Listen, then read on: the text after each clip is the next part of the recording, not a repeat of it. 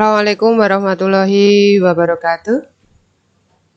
Anak-anakku semuanya yang berbahagia, syukur alhamdulillah ya, pada kesempatan kali ini kita telah sampai pada materi kita yang terakhir, yaitu tentang distribusi normal. Nah, di sini nanti Bu Nur akan menjelaskan kelanjutan dari materi kita yang sudah kita pelajari di beberapa waktu yang lalu, dan harapan saya untuk pembelajaran ini bisa dipahami dengan baik. Nanti silakan diputar ulang video-videonya ya, untuk bisa menghadapi penilaian akhir tahun utamanya, sehingga dihasilkan hasil yang terbaik. Oke.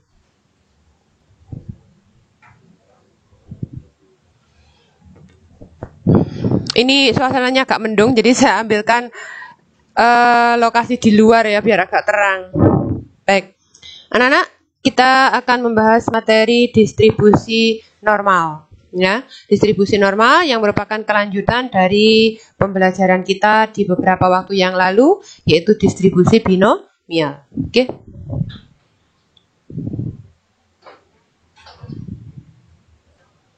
Definisi.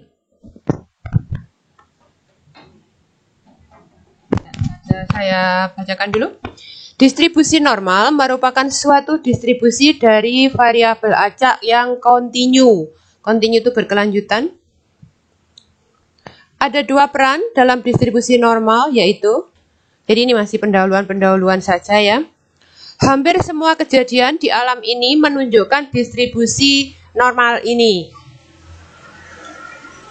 Misalnya, dalam ukuran badan seseorang, maka panjang ibu jari, jarak antar biji mata, dan lain-lain hampir semuanya menunjukkan nilai rata-rata. Jadi antara orang yang satu dengan orang yang lainnya kan jaraknya hampir sama. Apalagi kita orang Indonesia, jadi tidak jauh berbeda. Sehingga penyimpangan ke arah kanan maupun ke arah kiri sangat jarang ditemukan. Sehingga jika ini digrafikan akan membentuk sebuah grafik yang berbentuk seperti lonceng.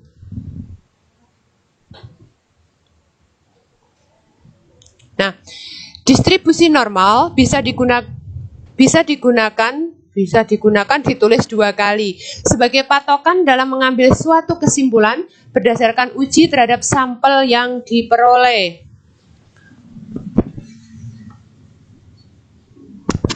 Nah, distribusi binomial bisa dinyatakan dalam bentuk tabel, bentuk grafik, dan juga bentuk fungsi.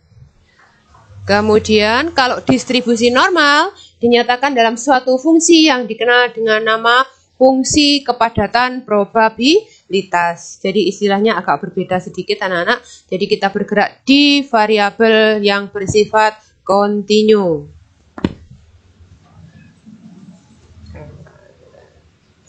Nah, bagaimana rumus untuk distribusi normal ini?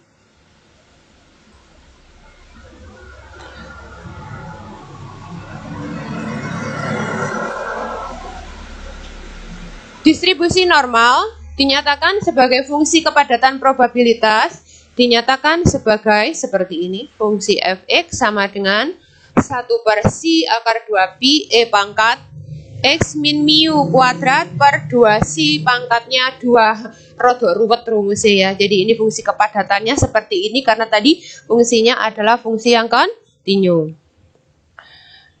Nah, dengan sama seperti pembahasan sebelumnya, mu adalah nilai rata-rata dan c adalah simpangan baku dari sebuah sampel acak X. Nah, ini kita kenalkan dengan yang namanya kurva distribusi normal. Yang pertama, nah seperti ini, yang saya bilang tadi bentuknya seperti lonceng. Ini normal, mu-nya di tengah rata-ratanya. Kemudian ini distribusi normal dengan rata-rata yang sama, mu1 sama dengan mu2, tetapi simpangan bakunya berbeda. C2 lebih dari C1.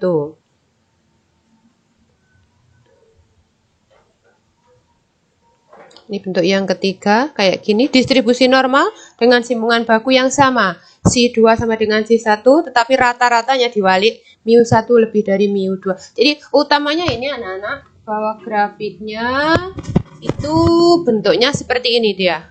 Seret. Adalah seperti lonceng kayak gini dengan mu-nya di tengah.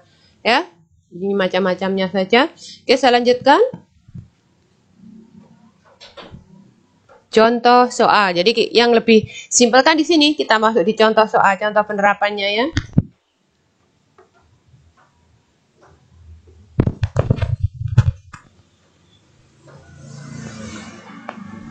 Untuk lulus mata pelajaran kimia, Andi harus mendapat nilai minimal 60.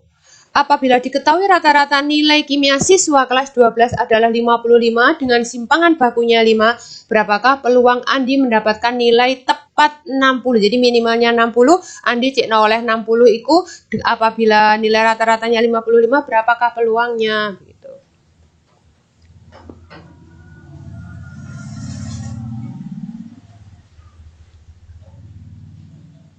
Nah, ini diketahui mu-nya 55, C-nya 5, dan X-nya 60.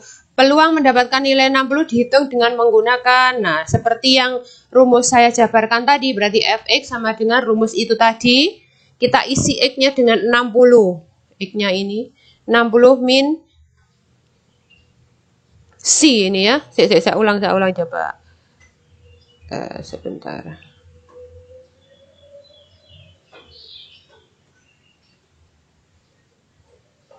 Nah, rumusnya tadi tak balik namanya. Nah, ini min mu ya.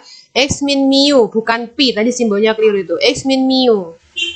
Makanya kok ada yang salah begitu.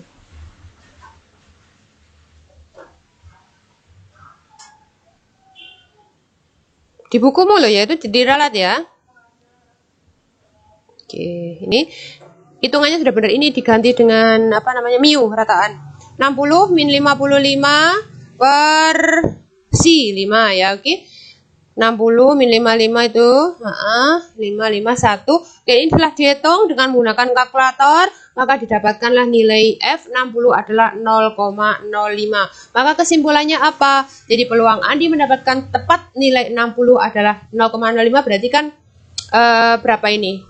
5% ya, 5 per 100. 5 per 100 0,05 ya benar. Jadi nilai tepat 60 hanya 5% saja.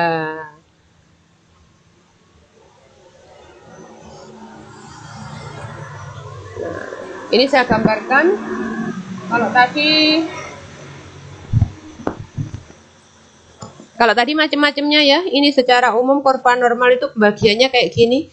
Ini mu 0, mu ditambah C, mu ditambah 2C, mu tambah 3C dan seterusnya.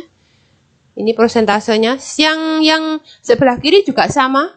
Jadi kalau ini mu tambah C, ini mu min C, ini mu tambah 2C, mu min 2C. Mu tambah 3C, mu min 3C. Jadi bentuknya simetris antara kiri dan kanan. Sehingga luas daerahnya juga nanti simetris. Sekarang kita analisis grafiknya itu. Sifat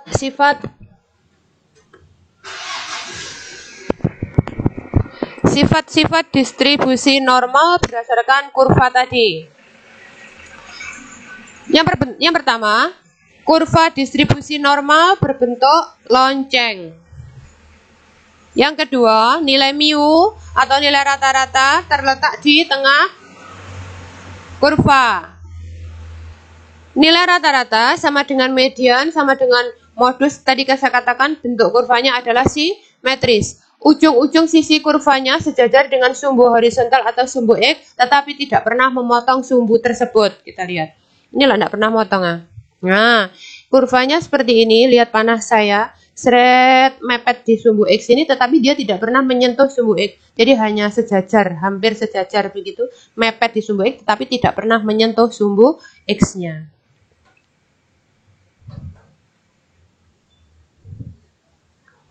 Kemudian, total luas daerah di bawah kurva normal, totalnya adalah 1. Nah, ini data-data yang bisa diperoleh dari daerah di bawah kurva. Data sebagian besar berada di tengah dan sebagian kecil berada di tepi. Jarak plus minus dari kiri dan kanan ya 1C, 2C, dan 3C itu menampung data seperti ini. Jadi semakin ke sana maka datanya semakin akurat. 99% data yang masuk dalam kurva tersebut.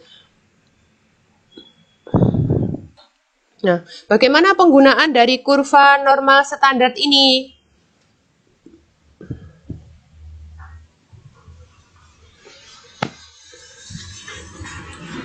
Nah, yang pertama, untuk menghitung distribusi normal bisa dilakukan dengan cara menghitung nilai Z atau Z-score yang dirumuskan sebagai ini. Z sama dengan X min mu per Si. X-nya biasa nilai pengukuran variabel acak, mu-nya rata-rata, dan Si-nya adalah simpangan baku. Jadi, Z dicari dengan menggunakan rumus ini. X min mu per Si.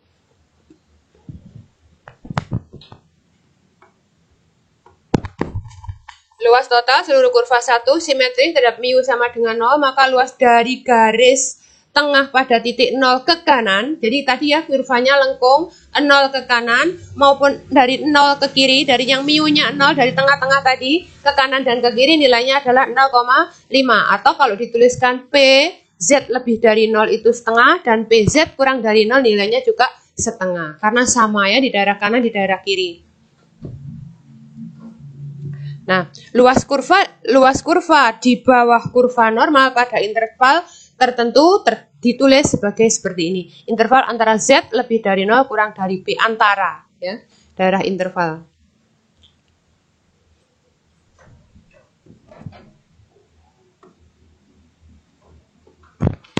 Berikutnya, untuk menentukan luas daerah di bawah kurva normal standar, kita gunakan daftar tabel luas kurva normal standar dengan nilai Z tertentu.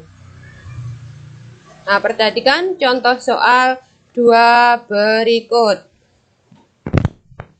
Ini soalnya saya bacakan aja. Misalkan kita memilih 20 saham pada bulan Maret 2016. Harga saham ke-20 perusahaan tersebut berkisar antara 2.000 sampai 2.805 per lembarnya. Berapa peluang harga saham antara 2.500 sampai 2.805 per lembarnya? Apabila diketahui mu-nya 2.500 sebagai nilai rata-rata hitung dan standar deviasinya adalah 400. Nah, ini berapa peluang saham antara ini dan itu ya. Bagaimana penyelesaiannya?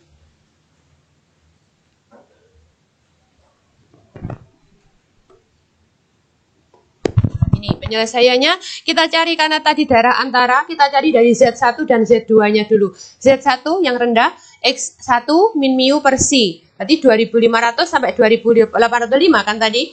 Z1-nya 2.500 dikurangi 2.500 nilai rataannya per Si-nya 400, berarti 0. X2 kita cari Z2, X2 min mu per Si, berarti 2.805 dikurangi 2.500 per 400. Ini dapat 305 per 400 itu 0,76, sehingga fungsi X lebih dari 2.500 kurang dari 2.805 bisa kita tuliskan dalam notasi Z antara 0 sampai 0,76. Nah, untuk ndelei daerah yang terletak antara Z 0 sampai dengan 0,76 itu caranya apa? P Z kurang dari 0,76 dikurangi PZ kurang dari 0. Ya. Jadi, untuk mencari daerah peluang Z yang terletak antara 0 sampai dengan 0,76, itu cara mencarinya bagaimana? Z kurang dari 0,76 dikurangi Z kurang dari 0. Jadi, cara mencarinya ini dikurangi itu. Begitu ya. Maka didapat pada tabel bahwa untuk Z kurang dari 0,76 nilainya ini lihat tabel 0,7764 dikurangi Z kurang dari 0,5. Ini dikurangkan hasilnya sekian. Nah, bagaimana melihat tabelnya nanti saya jelaskan. Ya, yang penting kamu paham di sini dulu. Untuk mencari antara 0 sampai dengan 0,76 itu cara mencarinya adalah kurang dari 0,76 kurang dari 0,76 dikurangi Z kurang dari 0. Ya. Paham ya sampai sini ya? Maka didapatlah nilai-nilai pada tabel seperti ini. Nah, bagaimana melihat tabelnya? Saya jelaskan. Jadi peluang sahamnya ini, melihat tabelnya seperti ini. Biasanya untuk soal itu diketahui anak-anak ya. Baca tabel distribusi normal standar. Misalnya tadi saya bilang untuk yang ini tadi nilainya 0 ya. Ini tadi bilang kan Z0 Z kurang dari 0 berarti 0 ya. 0 nilainya 0,5. Nah, kamu lihatnya di sini. Lihat tabel saya ini. Ini lah 0,00. Nah, ini di cross 0 berarti 0,5. Kalau yang ini tadi 0,76, lihatnya bagaimana? 0,7764. Nah, lihat di sini 0,7. Ya, lihat panas saya 0,7, lihat di sini 0,06. Nah, ini seret. Ini kan perpotongannya di sini. Nih, seret. Ini 0,7, di sini 6, lurus seret. 0,7764. Ini nilainya. Saya tak tulis nomor pulpen. Nah, iya. Seret ke sini. Kira lurus ah, seret. Ini lurus no. Seret. Nah, nilainya lah ini ya. 0, nah, ini. Jadi bacanya seperti itu. 0,0 juga seperti itu, 0. Nah, ketemulah dia 0,5. Tapi biasanya untuk di soal-soal nanti kamu ini kok diketahui ya, diketahui. Jadi tidak perlu apa namanya? Mencari nilai hitungnya. Kok keliru, Rek?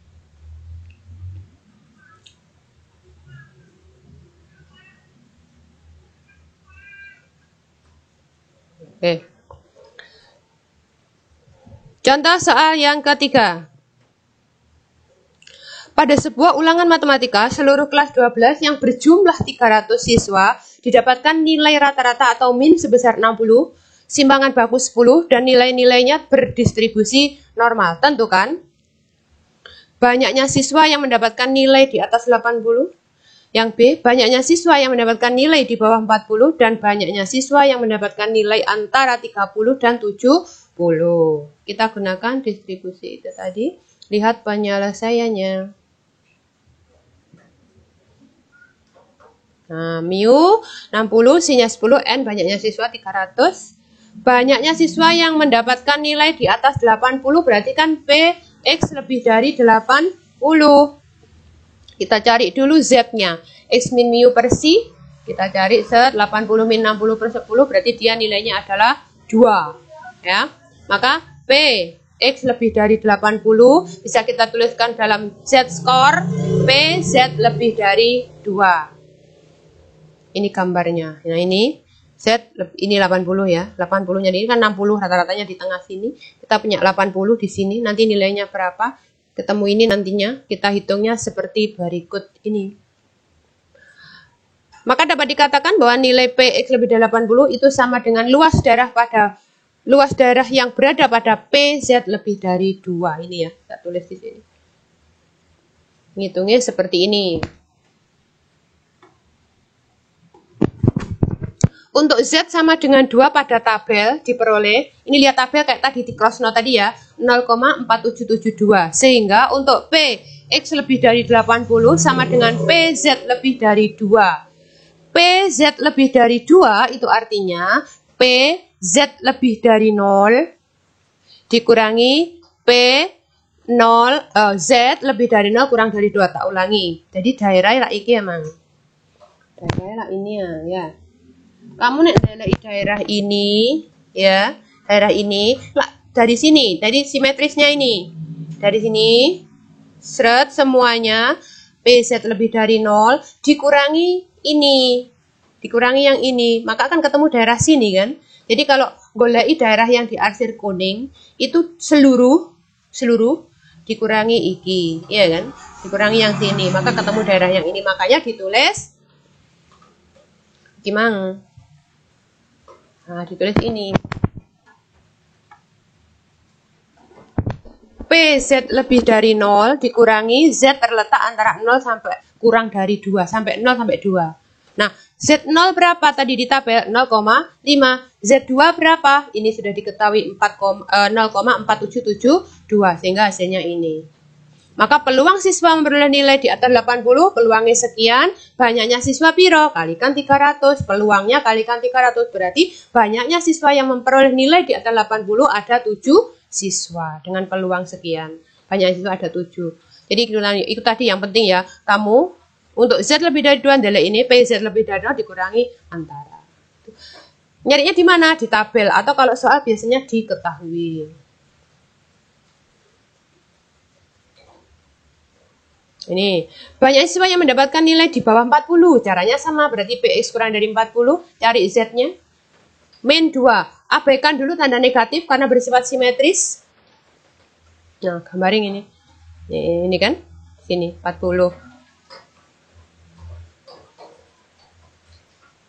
Oke, untuk Z sama dengan min 2 pada tabel. Min 2, abaikan min, saya bilang tadi 0,4772, sehingga untuk PZ kurang dari min 2 berarti apa? PZ kurang dari 0 sama, saya ulang, untuk nilai iki coklat, berarti ini kan, thread, ini batas normal, semuanya dikurangi antara.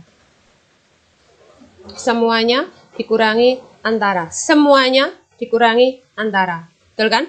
Yang ini Z 0,5 antara min 2 sampai 0, 0,4772. Kenapa ini min diabaikan? Karena bersifat simetris. Sehingga hasilnya ini, ternyata peluang siswa memperoleh nilai di bawah 40 adalah sekian. Banyaknya siswa adalah, tinggal kamu kalikan kayak tadi, 7 siswa.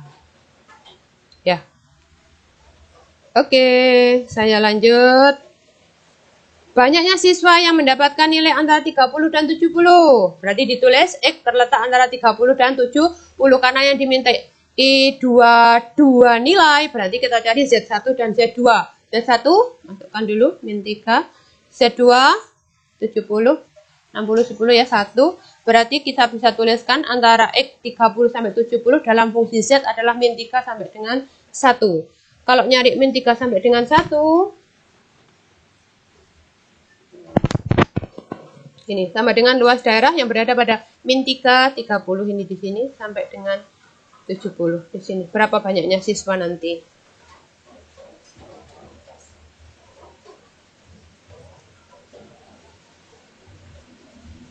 Nah, nilai Z1 min 3, Z2-nya 1. Untuk min 3 pada tabel diketahui ini. Untuk Z2 1 diketahui ini.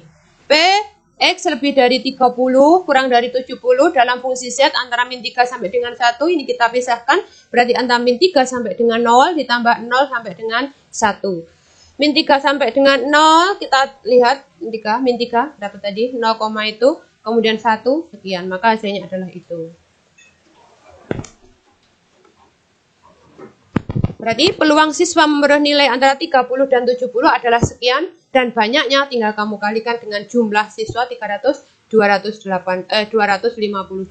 siswa. Seperti apa namanya, frekuensi harapan itu loh ya. Peluang kali banyaknya percobaan, banyaknya siswa. Itu.